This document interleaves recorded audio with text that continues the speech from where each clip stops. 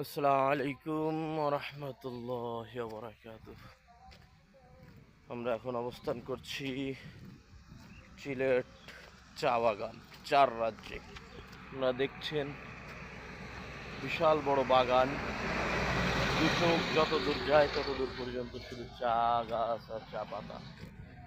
রাস্তার দুই ধারে দেখছেন আপনারা বিশাল বড় চা বাগান। চার রাজ্যে আমরা চলে আসছি, মনোরম দৃশ্য, মনটা শীতল করার জন্য একটা প্রকৃতিকে যথেষ্ট। আলহামদুলিল্লাহ, আল্লাহ শুকুর, এত সুন্দর চা বাগানে আমরা নিরাপদে আল্লাহ তাআলা